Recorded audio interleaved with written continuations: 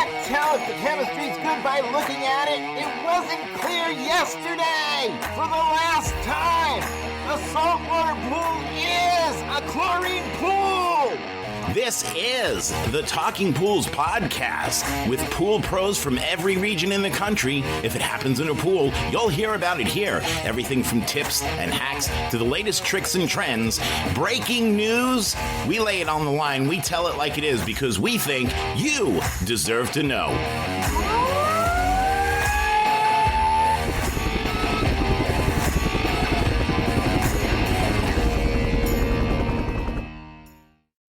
Hey everyone, and welcome back to another episode of the Insurance Interlude with your host, Steve Sherwood. And as always, our guest, Pat Grignon, California Pool Association. So Pat, thanks for coming on. Hope you're having a good week. Yeah, appreciate you having me, Steve. Thank you. Cool. So there's all different types of ways that you can run your business, right? You could be an S Corp, you could be a C Corp, you could be a LLC, and then when you have a partner, you can get all different types of insurance where you could get key man insurance and all these weird off-brand type stuff that's super helpful if you're running a business with partners and different things like that.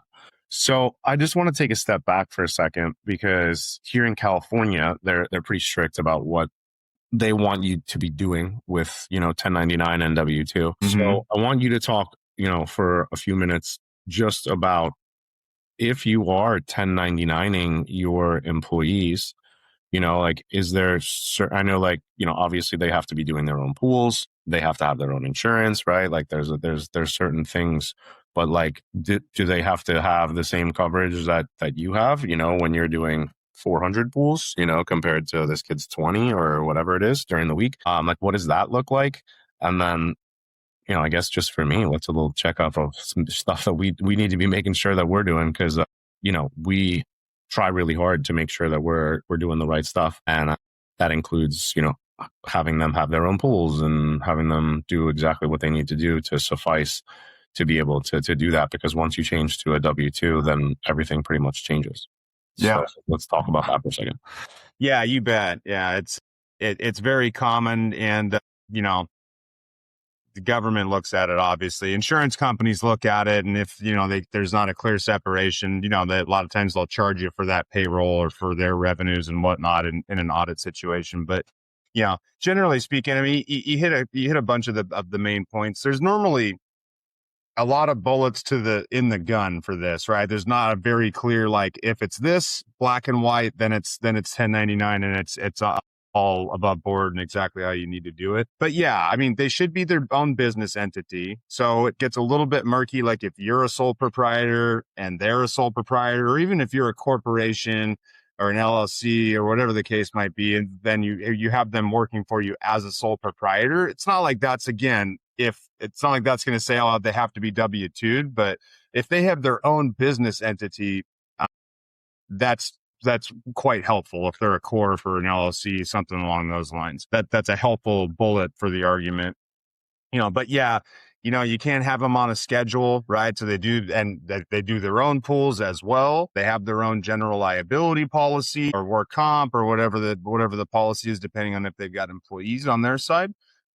But I think once you have all that in line, it's a pretty solid argument. And it is per state, when it comes to the requirements. California, as I'm sure everyone can imagine who doesn't live and work here, is a hard place to live and work because of all the regulations and whatnot. So a little bit easier across the rest of the country from what I've seen. But yeah, I think you check all those boxes and you've got a pretty good argument that they're their own independent business that you're subcontracting, and then they fall into the 1099 bucket, own entity, their own insurance, they do their own pool. You don't have them on a set schedule telling them where they need to be and when they need to be there.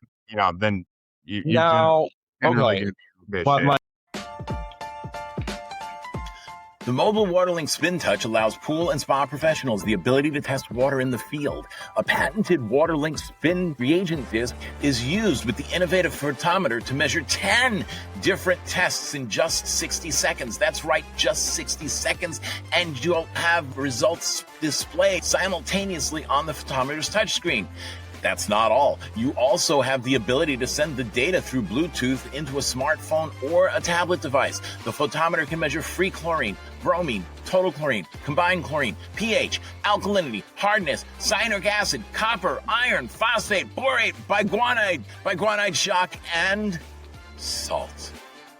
The water analysis can be proactive since they are able to measure all of these important tests and recommend correct procedures to fix their water chemistry issues when using our WaterLink Solutions Pro software program. It allows pool and spa analysts the best way to achieve precise results. So simple, anyone can use it.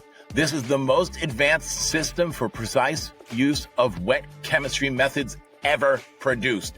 Pool and spa analysts can achieve precision without time-consuming tests or cleanup procedures. This groundbreaking analysis system is so simple, no vials to fill, no prep time, no guessing.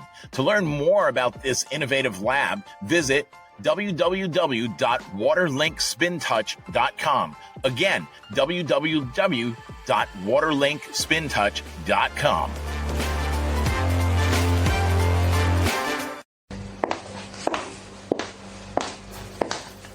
Make your voice heard. Join the Council for the Model Aquatic Health Code. Lend your expertise to the MAC, science-based guidance from the CDC, and the only all-inclusive national pool code that addresses current aquatic issues. Learn more at cmac.org. That's cmahc.org.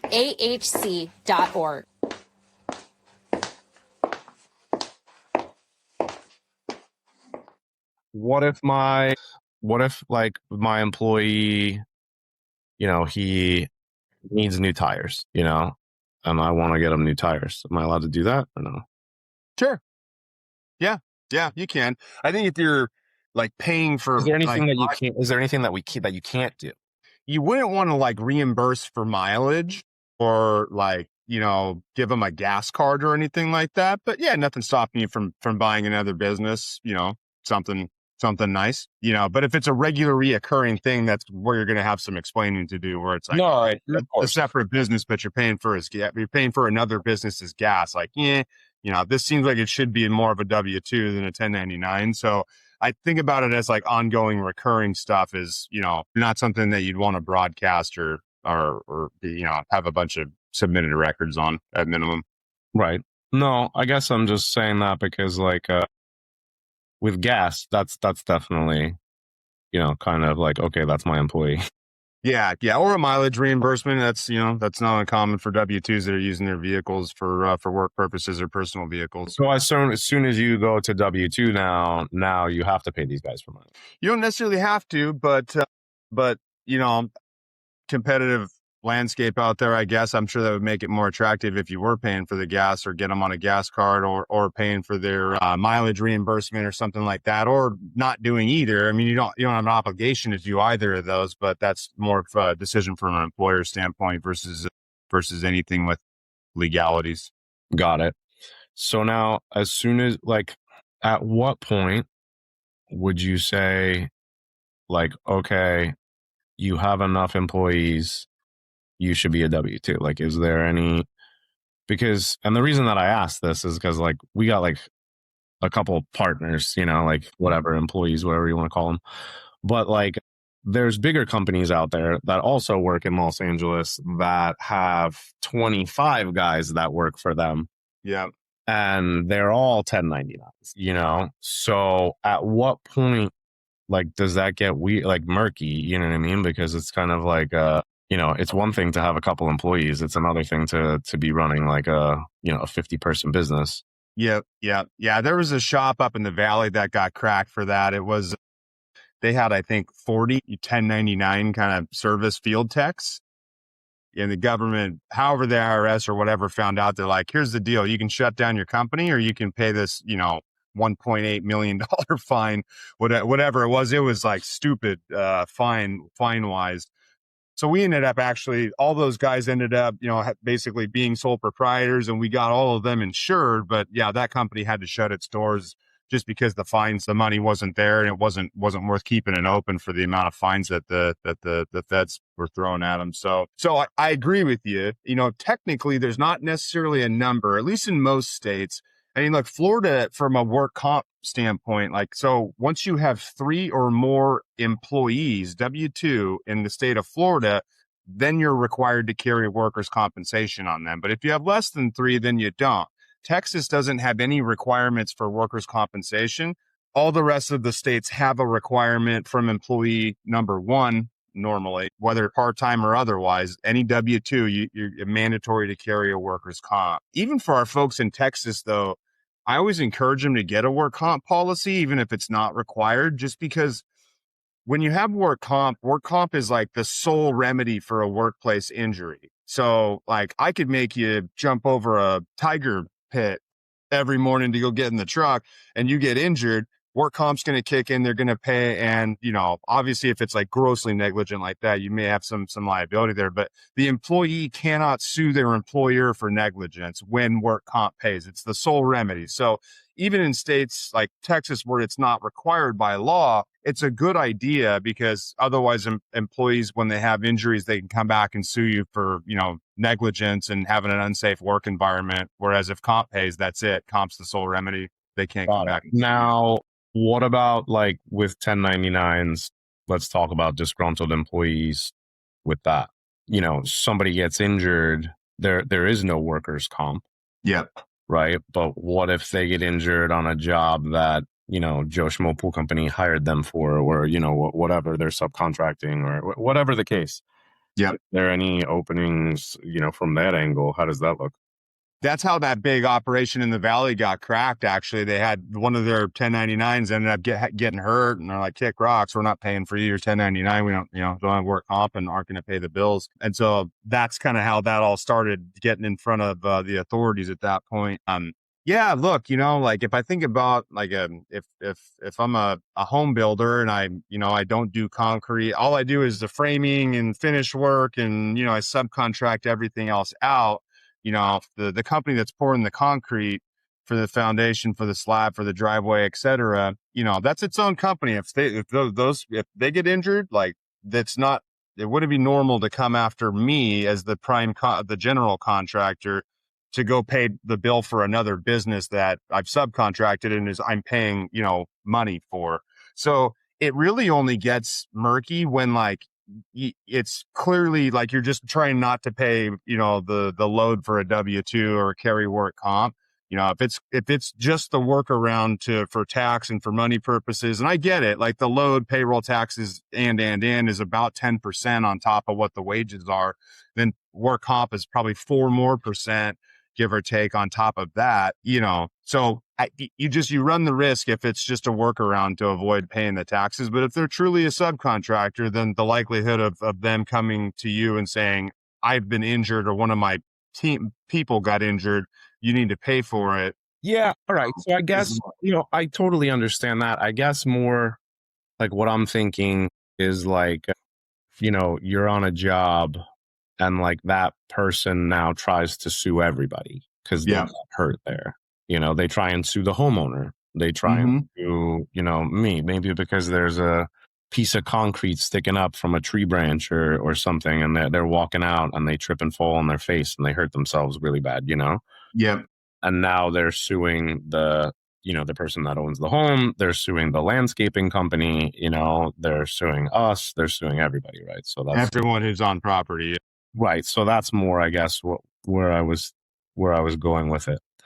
So generally there would need to be some kind of work comp policy in place if that was going to step in and help them. If there was, say it was the homeowner that fell on their face and got injured, like your general liability policy would kick in and normally cover that. So what I would say in that event, talk to your insurance agent. You probably want to talk to the insurance carrier and put in like, hey, this is a claim. I'm being drawn into this lawsuit, or there's a threat of a lawsuit, and I would start with your GL, because it's really dependent on the specifics of the situation, but that'd be my starting point. Cause if it's legit, you probably have coverage, or at least the cost of defense, to get you out of it would be under your GL. Every starting point is talk to your insurance person. Yep. Yeah. We work together. It's not me versus you or anything like that or hide. I mean, you have a good relationship with your insurance agent and be able to talk and say, hey, let's have an off the record conversation. What if something like this were to happen? And they should be able to shoot you straight. I really, I feel strongly about that. The biggest thing is that, I mean, no matter what type of business you run or how safe everybody is and all that stuff, accidents are still going to happen. People are still going to get hurt. So it's, it's good to talk about this type of stuff when it happens and what type of coverage you have, because the time to not ask is after the accident happened. Yep, for sure. And that's I'm sure a lot of the time, the case of what happens. So Pat, thanks so much for shining some light on this subject that we were talking about today.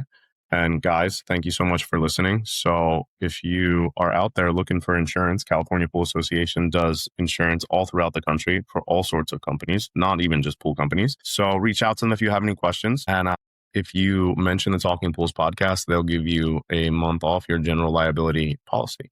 So again, guys, thanks for listening. I hope you have a great week. And Pat, we'll chat at you next week. Awesome. Thanks, Steve. Appreciate you having me.